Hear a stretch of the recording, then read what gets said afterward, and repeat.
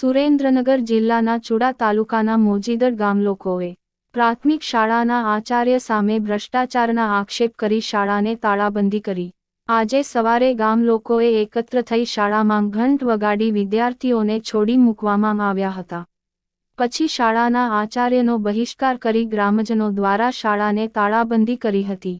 મોજીદર ગ્રામજનો દ્વારા એસએમસી સમિતિના સભ્યોએ જણાવ્યું હતું કે મોજીદર પ્રાથમિક શાળામાં ફરજ બજાવતા કનુભાઈ મકરપ્રા આચાર્યએ શાળામાં કન્યાઓ માટે શૌચાલયની ગ્રાન્ટની ઉચાપત કરી છે। કોરોના કાળમાં શાળામાં આવેલી અનેક ગ્રાન્ટનો કોઈ હિસાબ મળતો નથી। શાળામાં પોતાની રીતે મનસ્વી રીતે નિર્ણય લઈ મોટા પાયે ભ્રષ્ટાચાર કરવામાં આવી રહ્યો છે। આ બાબતે શાળા પ્રવત્સવ પ્રસંગે આરોગ્ય સચિવની ઉપસ્થિતિમાં એસએમસીના સભ્યોએ ઉગ્ર રજૂઆતો કરી હતી, જેને પગલે આરોગ્ય સચિવ ગંભીર નોંધ લેતા નાયબ શિક્ષણ અધિકારી તપાસ સાથે આવ્યા હતા। પરંતુ નાયબ શિક્ષણ અધિકારી મોજીદર કુમાર શાળાના આચાર્ય કનુભાઈ મકરપ્રાના રિલેટિવ હોવાથી તપાસના નામે ભીનું સંકેલાયું હોવાની ગ્રામજનોને જાણ થતાં આજરોજ શાળાને ગ્રામજનો દ્વારા તાળાબંધી કરવામાં આવી હતી।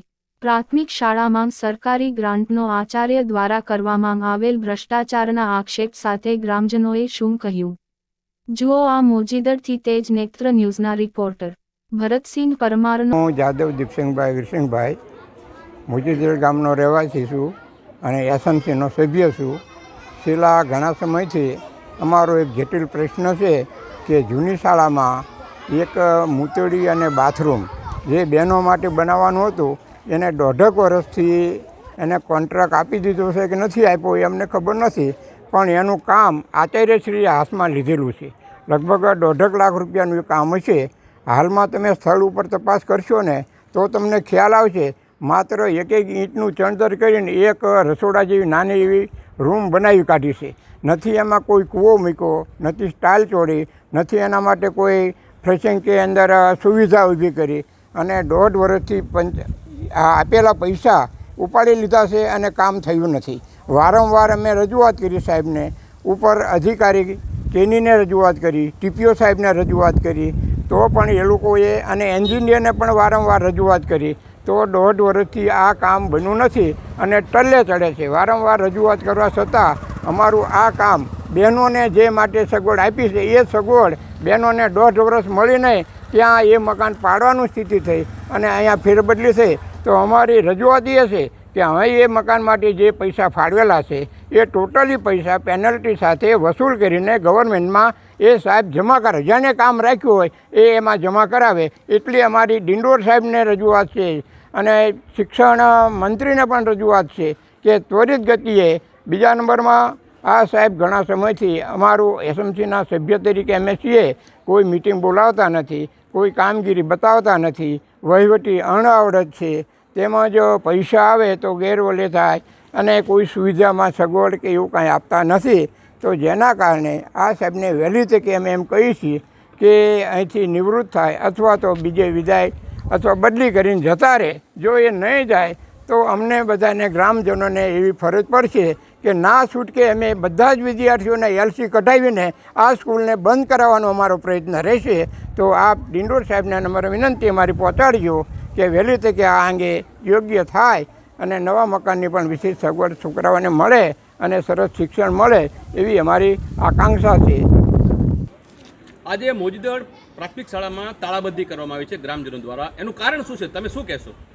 ખાસ તો શાળા પ્રવેશ ઉત્સવ થયો ત્યારે આરોગ્ય અધિકારી શાળા પ્રવેશ ઉત્સવમાં હાજરી આપી અને એસએમસીના સભ્યોએ જ્યારે પ્રશ્નો ઉઠાવ્યા કે છેલ્લા 3 વર્ષથી સંડાસનું કામ, બાથરૂમનું કામ ચાલુ છે, એ પૂર્ણ કરવામાં આવ્યું નથી, ત્યાં કૂવો ગાળવામાં આવ્યો નથી અને આચાર્ય દ્વારા તેમાં મોટી ગેરરીતિ આચરવામાં આવી છે।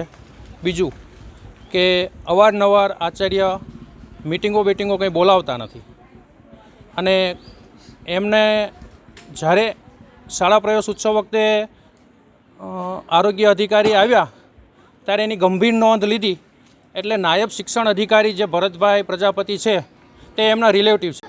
આજે મોજીદર ગામમાં ગ્રામજનોએ પ્રાથમિક શાળાને તાળાબંધી કરી છે, શા માટે કરી છે, તમે શું કહેવા માગો છો?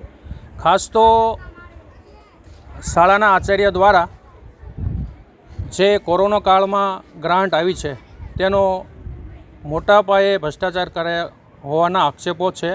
એ સિવાય સ્કોલરશીપમાં વિલંબ કરવામાં આવ્યો છે. બીજું કે વારંવાર રજૂઆતો કરવા છતાં ક્યારેય એસએમસીની મિટિંગો બોલાવતા નથી. આ બાબતે જ્યારે શાળા પ્રવેશ ઉત્સવ થયો ત્યારે આરોગ્ય સચિવની ઉપસ્થિતિમાં ગંભીર નોંધ એમને લીધી અને તપાસમાં નાયબ શિક્ષણ અધિકારી આવ્યા જે આચાર્યના રિલેટિવ હતા, એટલે એમને કંઈ એના ઉપર એક્શન લીધા નથી અને ઢીલી નીતિ રાખી અને તપાસ કરી છે. એ આવ્યા ત્યારે ગ્રામજનોને કોઈને સાથે રાખીને બોલાવ્યા નથી. એટલે આજે જેને કહેવાય કે તાળાબંધી કરવાનો કાર્યક્રમ રાખવામાં આવ્યો છે. અને સંડાસ બાથરૂમનું કામ છેલ્લા 3 વર્ષથી ચાલુ છે. ટીપીઓ સાહેબને એને બધાને ખબર છે, પણ હજી વારંવાર એમને પણ નોટિસો આપી છે, પણ પૂર્ણ થયું નથી. કૂવો ગાળવામાં આવ્યો નથી, સ્ટાઇલ્સું લગાવવામાં નથી આવી, કલર કામ કરવામાં નથી આવ્યું. આ બધું અંદર હોય જ છે, આ બધું કંઈ કરવામાં આવ્યું નથી. આ અગાઉ જ્યારે કોરોના કાળમાં અનાજ વિદ્યાર્થીઓને મફત આપવામાં સરકાર આપતી હતી, એ પણ વિદ્યાર્થીઓને પૂરું મળતું નહીં અને રફે દફે કરવાનો પ્રયાસ આચાર્યશ્રી દ્વારા કરવામાં આવ્યો હતો. આ લોકો સમય મર્યાદામાં જે તમારી માંગણી નહીં સંતોષાય તો તમે શું પગલાં લેશો ગામ લોકો? આગામી સમયમાં અમે ગામના તમામ બાળકોને બીજી સ્કૂલમાં દાખલ કરશું અને અહીંથી લઈ લેશું. હાજી, શું પ્રશ્ન છે, બોલો. હું જાદવ રાયસંગભાઈ માનસંગભાઈ મોજીદર.